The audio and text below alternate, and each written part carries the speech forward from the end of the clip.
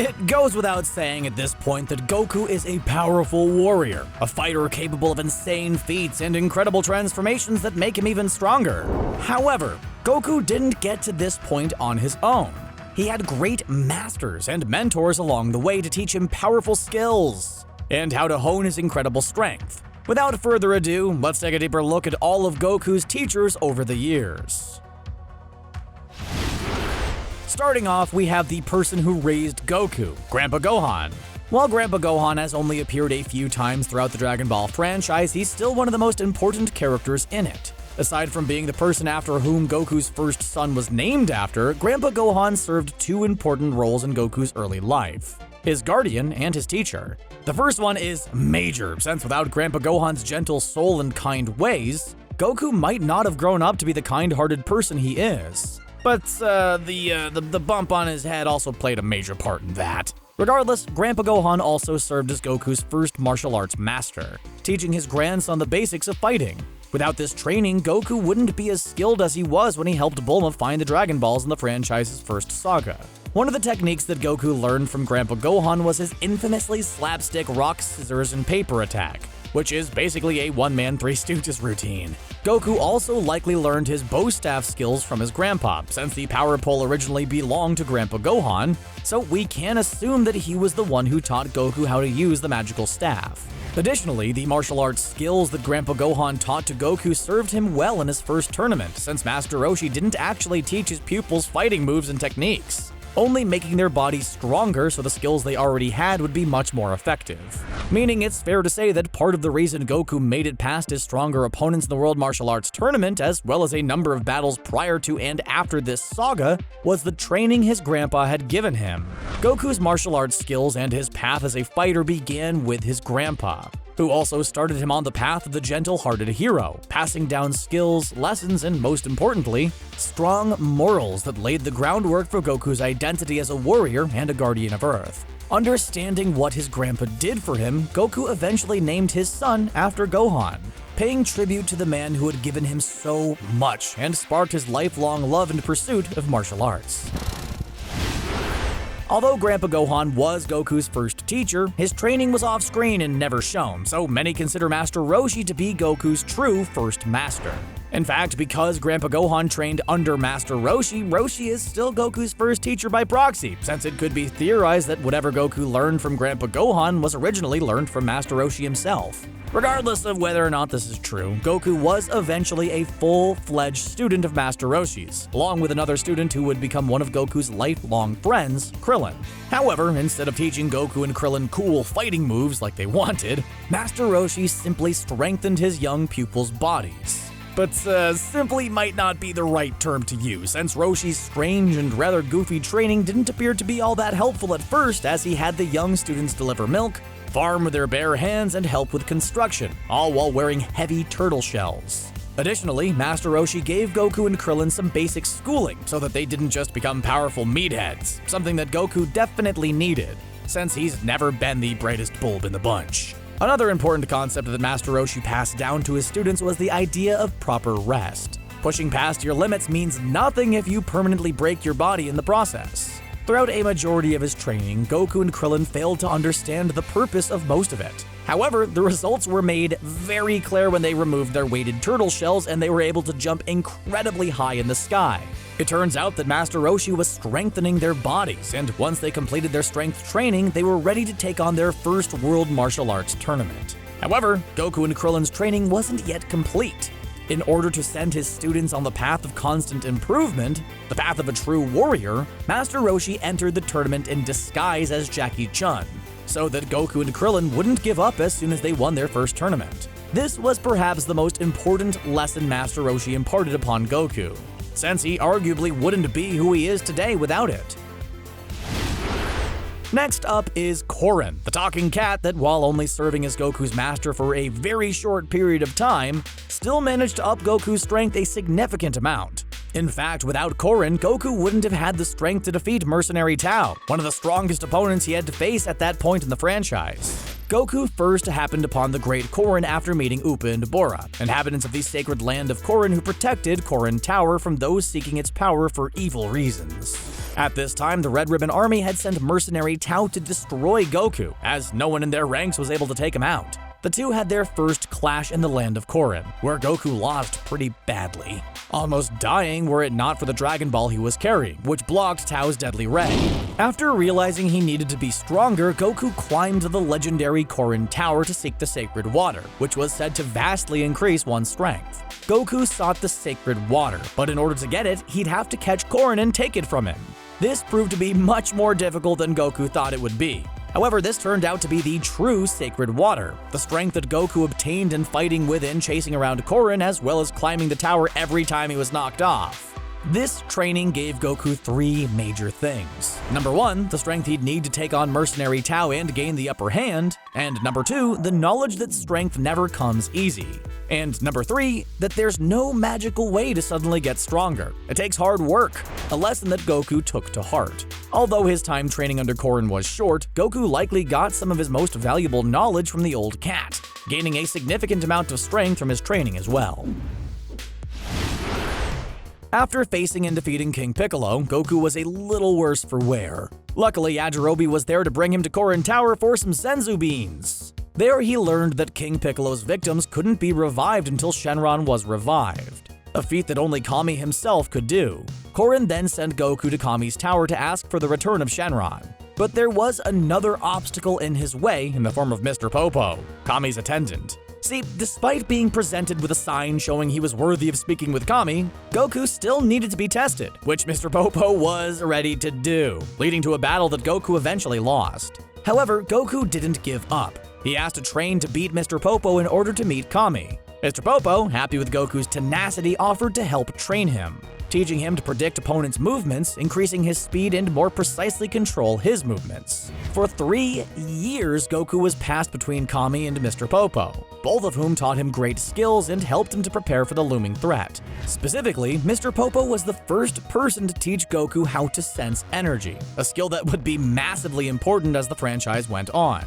Seriously, think about every instance in the series where a character sensed a villain approaching, or whenever characters had to keep their energy level low to hide their power or their presence. All that is thanks to Mr. Popo.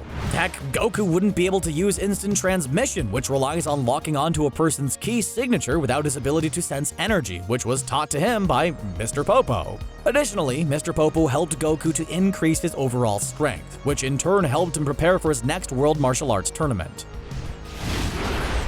As we just mentioned, when Goku first arrived on Kami's lookout, he was told he had to beat Mr. Popo in order to speak with him. However, Kami came out to speak with Goku before he actually defeated Mr. Popo, the reason being that he had to tell Goku of Piccolo Jr., King Piccolo's son and reincarnation that would seek revenge on Goku and attempt to take over the world if he wasn't prepared.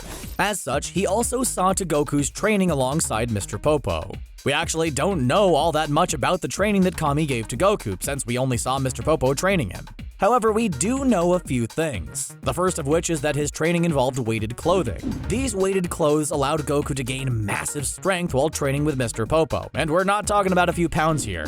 Goku's blue shirt, wristbands, and boots were so heavy they left dents in the ring of the World Martial Arts Tournament. By fighting and training with these clothes on, Goku gained even more power than he had after drinking the Ultra Divine Water, a feat which seemed impossible. That wasn't all that happened during Goku's training under Kami either, as he would eventually have his tail cut off for good, which Kami did for the reason of bringing Earth's moon back, as it had been causing some problems on the planet's surface. Finally, the last thing we know for sure to have happened under Kami's training was that Kami revived Shenron, a feat that had to occur in order for the victims of King Piccolo to return to life, and the reason that Goku had been sent to the lookout in the first place. Just when it seemed like Dragon Ball couldn't escalate things any further, since Goku was literally training with God, the entire series was flipped on its head with the arrival of Raditz. Goku's long-lost brother not only revealed that Goku had been an alien this whole time, he also revealed that more Saiyans were on their way, and Goku and his friends would have to seriously train in order to protect the Earth from their power. Another problem was the fact that, Goku was dead. However, this actually provided Goku with a unique opportunity, the chance to train under the Lord of the Worlds himself, King Kai. After being transported to Otherworld, Kami helped direct Goku on the path to King Kai, a long serpentine bridge called Snake Way that Goku had to cross in order to reach King Kai, a feat that was itself a great training opportunity. However, the real training would come as soon as he arrived on King Kai's planet. Despite its tiny size, King Kai's planet had gravity 10 times that of Earth, making Goku feel heavy and hardly able to move. That's definitely not how gravity works, but regardless, King Kai used this as a means of training Goku, asking him to chase around and catch his pet monkey Bubbles, and later to catch and bonk his friend Gregory, a super speedy cricket, on the head with a giant mallet. This bizarre training actually helped Goku to adjust to the planet's gravity and gain a massive power-up. This wasn't all that King Kai gave to Goku during their training, as he also imparted upon him 2 major techniques that would aid Goku greatly in his fight against Vegeta: the Kaioken and the Spirit Bomb.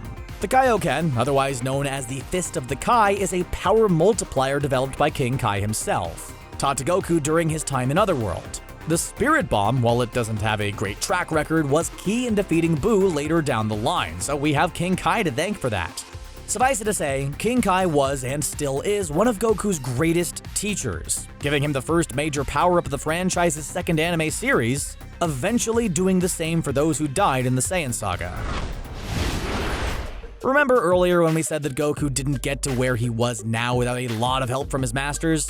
That still holds true, but there was a point where he basically acted as his own trainer, pushing himself to get stronger and applying interesting, smart, and effective training methods to himself. The point in question was, of course, when Goku was on his way to planet Namek. During the long trip there, Goku trained using his spaceship's built-in gravity machine, upping the G's to increase his strength much in the same way that training on King Kai's planet did. Except Goku took things way further than just 10 times Earth's gravity. He eventually worked his way up to 100 times Earth's gravity. Because of this, Goku essentially made himself 10 times stronger than he already was, since he had already trained in 10 times Earth's gravity.